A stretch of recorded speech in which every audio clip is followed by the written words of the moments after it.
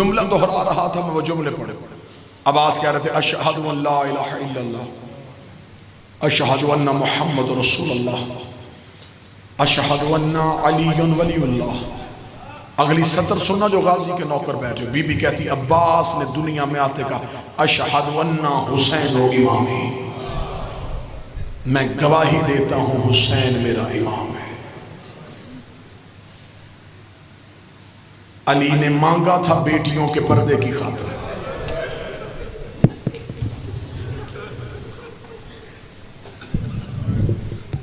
اللہ اس گلشن کو سدا مہکتا رکھے. شہزادی اس صحن کو کبھی کسی بد نظر کی نظر نہ لگے. یہ گلشن سدا ایسے ہی مہکتا رہے. غازی کے علم کے سائے میں رہو. آج ہماری بہنوں بیٹیوں کو کوئی مصیبت آئے وہ سیدھی علم عباس پہ جاتی ہیں، رو کے کہتی ہیں غازی میرا بھائی مصیبت میں ہے. اس بہن کو کیا تسلی ہوتی ہے؟ میں رو کے کہوں گی عباس مان جائے گا.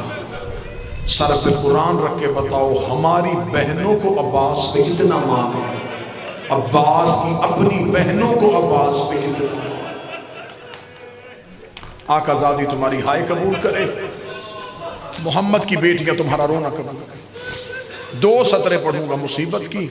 شہنشاہ کے علم کی برآمدگی ہے. جتنے غازی کے نوکر بیٹھے ہو، میں نے آپ کے سامنے فضائل پڑھے بی بی ام البنین کے. کتابیں کہتی ہیں جب یہ آئی ہے نا سیدوں کے دروازے پہ، اس بی بی نے پاؤں نہیں رکھا، پیشانی رکھی. علی کی بیٹیاں حجرے میں عبادت میں مصروف تھی. پتہ چل گیا کہ ماں آ رہی ہے. میری آقا زادیاں حجرے سے اٹھی تو بی بی ام البنین حجرے میں داخل ہو گئی. رو کے ہاتھ باندھ کے دی شہزادیوں ماں بن کے نہیں کنیز بن کے. اللہ نے ام البنین کو عباس جیسا بیٹا دیا. اب میں تمہارے رونے کے لیے جملہ پڑھوں. کتابیں کہتی ہیں عباس اتنا زمین پہ نہیں چلا جتنا بہنوں کے ہاتھوں میں رہا. تیری چیخ کے لیے جملہ کہہ رہا ہوں. کتابیں کہتی ہیں غازی کی بہنوں نے وقت مقرر کیے ہوئے تھے.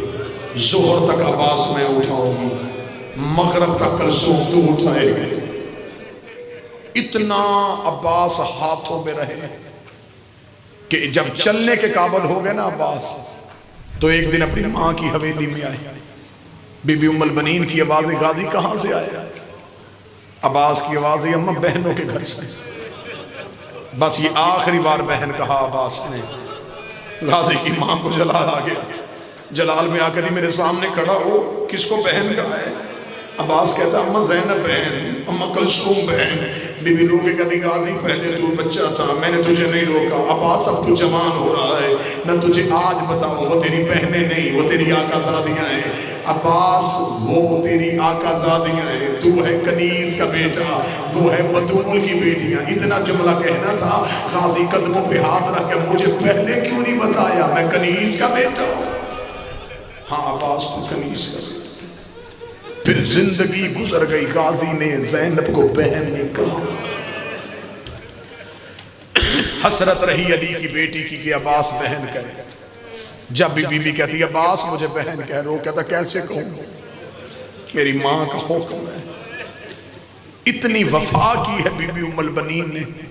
جو کربلا کے ظاہر بیٹھے وہ میری گواہی دینا.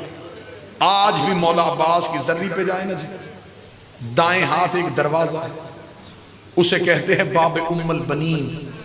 یہ مولا عباس کی زری کے دروازوں میں سے ایک دروازہ ہے. وہاں باقاعدہ نام نہیں لکھا ہوا، اس کی نشانی یہ ہے. وہاں لوگ نماز پڑھ رہے ہوتے. آپ کسی بھی خدام سے پوچھیں گے کہ باب ام البنین کہاں ہے، وہ آپ کو وہ دروازہ دکھا دے گا. وہ دروازہ ہے، وہاں پہ ہدیہ کی جاتی ہے نماز بی بی ام البنین کو، اور بی بی سے توسل کر کے حاجات مانگی جاتی ہیں. میں نے یہ پڑھ دی دروازے کی فضیلت. اب مجھ سے پوچھو یہ دروازہ وہاں ہے کیوں؟ کتابیں کہتی جب پہلی بار آئی تھی نا غازی کی ماں کربلا، تو جہاں آج دروازہ ہے وہاں آ کے رک گئی تھی. بی بی کمر جھک گئی تھی، آنکھیں بی بی کی بینائی چلی گئی تھی، سر چاندی کی طرف سفید ہو گیا تھا. غازی کی ماں نے کہا باکر یہ کس کی قبر ہے؟ باکر کی آواز ہے اماں تجھے غازی کی قبر پہ لے کے آئی۔ رو کے کہتی نا میں غازی کو رونے نہیں آئی، میں حسین کو رونے آئی ہوں، میں حسین کی ماں ہوں۔ ادھر بی بی کا چہرہ قبر حسین کی طرف ہوا، حسین کی قبر ہل گئی۔ آواز آئی نا اماں پہلے غازی کی قبر پہ جا، اب جو غازی کے نوکر بیٹھے ہو میں غلط پڑھوں مجھے آواز معاف نہ کرے، تیری آنکھ کے آنسوں کے لیے میں نے قسم دی ہے۔ بی بی کی آواز آئی باکر چل ملوا مجھے غازی سے۔ جناب باکر نے ماں کا ہاتھ پکڑا، ہاتھ پکڑ کے غازی کی قبر پہ لائے، رو کے کہا ماں یہ ہے تیرے عباس کی قبر، میں غلط پڑھوں غازی کا مجرم بنوں؟ کتابیں کہتی بی بی ام البنین نے قبر پہ ہاتھ مارے، رو کے کہتی باکر میں نے تجھے کہا تھا مجھے غازی کی قبر پہ لے جا، تو مجھے اصغر کی قبر پہ لے آیا ہے۔ فرمایا نا ماں یہ غازی کی قبر ہے۔ بی بی تڑپ کے کہتی باکر میرا عباس گھوڑے پہ بیٹھتا تھا، اس کے پاؤں زمین پہ لگتے تھے، یہ عباس کی قبر چھوٹی کیوں ہے؟ باکر رو کے کہتے جتنا ملا اتنا لے، جتنا ملا اتنا لے آیا۔